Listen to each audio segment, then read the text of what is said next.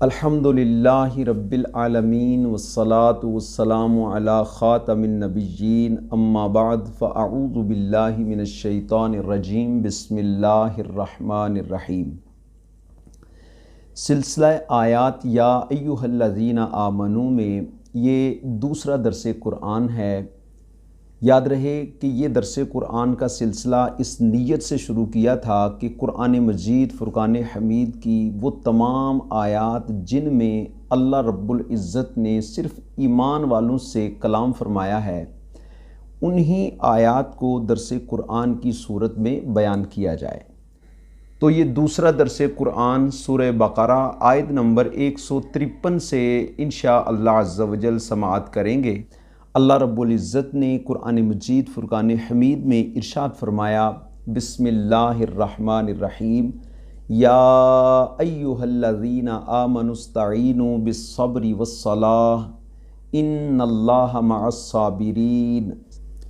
اے ایمان والو، صبر اور نماز سے مدد مانگو، بے شک اللہ صابروں کے ساتھ ہے۔ قرآن مجید فرقان حمید کی سورہ بقرہ میں یہ وہ دوسری آیت مبارکہ ہے جس میں اللہ پاک نے فقط ایمان والوں سے کلام فرمایا ہے۔ پہلے درس قرآن میں آپ نے سماعت کیا کہ اللہ تبارک و تعالیٰ نے مسلمانوں کو خصوصی خطاب سے نواز کر اپنے محبوب علیہ الصلوۃ والسلام کے آداب ارشاد فرمائے، اور یہاں خالق کائنات جل جلالہ ایمان والوں سے کلام فرماتے ہوئے صبر اور نماز سے مدد مانگنے کا حکم ارشاد فرما رہا ہے۔ اس سے پچھلی آیات میں ذکر اور شکر کا بیان ہوا، اور اس آیت مبارکہ میں اللہ پاک صبر اور نماز کا ذکر فرما رہا ہے، کیونکہ نماز ذکر اللہ اور صبر و شکر پر ہی ایک مسلمان کی زندگی کامل ہوتی ہے۔ یہاں اللہ تبارک و تعالیٰ نے صبر اور نماز سے مدد مانگنے کا حکم ارشاد فرمایا۔ صبر سے مدد طلب کرنا یہ ہے کہ عبادات کی ادائیگی، گناہوں سے رکنے اور نفسانی خواہشات کو پورا نہ کرنے پر صبر کیا جائے، اور نماز چونکہ تمام عبادات کی اصل ہے، مومنین کی معراج ہے، دین کا ستون ہے، اور صبر کرنے میں بہترین معاون ہے، اس لیے نماز سے بھی مدد طلب کرنے کا حکم دیا گیا۔ نبی پاک صاحب الاولاق سیاح افلاق صلی اللہ تعالی علیہ وآلہ وسلم خود بھی نماز سے مدد چاہتے تھے۔ ابو داؤد شریف کی حدیث پاک ہے، حضرت حذیفہ رضی اللہ تعالی عنہ سے روایت مروی ہے، حضور تاجدار انبیاء محبوب کبریا احمد مجتبی محمد مصطفیٰ صلی اللہ تعالی علیہ وآلہ وسلم کو جب کوئی اہم مہم پیش آتی تو آپ صلی اللہ علیہ وسلم نماز میں مشغول ہو جاتے تھے۔ اللہ تبارک و تعالیٰ نے اسی آیت مبارکہ میں آگے مزید ارشاد فرمایا، ان اللہ مع الصابرین، بے شک اللہ صبر کرنے والوں کے ساتھ ہے۔ حضرت علامہ نصر بن محمد سمرقندی رحمۃ اللہ تعالی علیہ تفسیر سمرقندی میں اسی آیت مبارکہ کی تفسیر میں ارشاد فرماتے ہیں کہ اللہ تبارک و تعالیٰ اپنے علم و قدرت سے ہر کسی کے ساتھ ہے، مگر یہاں بطور خاص صبر کرنے والوں کا ذکر فرماتا ہے تاکہ انہیں معلوم ہو جائے کہ اللہ تعالیٰ مشکلات دور کر کے آسانی عطا فرمائے گا۔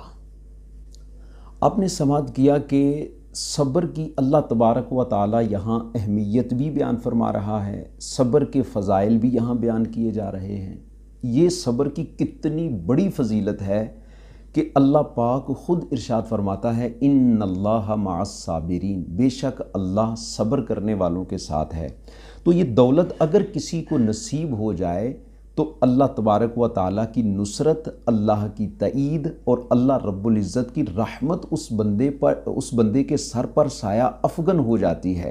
اور اللہ تبارک و تعالیٰ نے قرآن مجید میں دیگر مقامات پر بھی صبر کے فضائل بیان فرمائے، جیسے سورہ زمر کی آیت نمبر 10 میں ارشاد فرمایا، انما یوفی الصابرون اجرہم بغیر حساب، بے شک صبر کرنے والوں کو بے حساب اجر ملے گا۔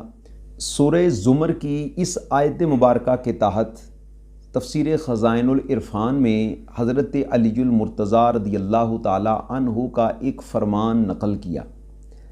حضرت مولا مشکل کشا رضی اللہ تعالی عنہ ارشاد فرماتے ہیں کہ ہر نیکی کا اجر وزن کے ساتھ ملے گا سوا صبر کے، کہ صابروں کے لیے میزان نہیں ہے۔ تو صبر ایک ایسی نیکی ہے کہ جس کا اجر اللہ تبارک و تعالی بغیر حساب کے عطا فرمائے گا۔ اور نبی پاک علیہ الصلوۃ والسلام کے فرمودات کی طرف جائیں تو بے شمار فضائل حضور جان عالم صلی اللہ علیہ وسلم نے بیان فرمائے۔ ارشاد فرمایا کہ صبر آدھا ایمان ہے، پھر ارشاد فرمایا صبر ہر بھلائی کی کنجی ہے، پھر ارشاد فرمایا کہ صبر کرنے والوں کی خطائیں مٹا دی جاتی ہیں۔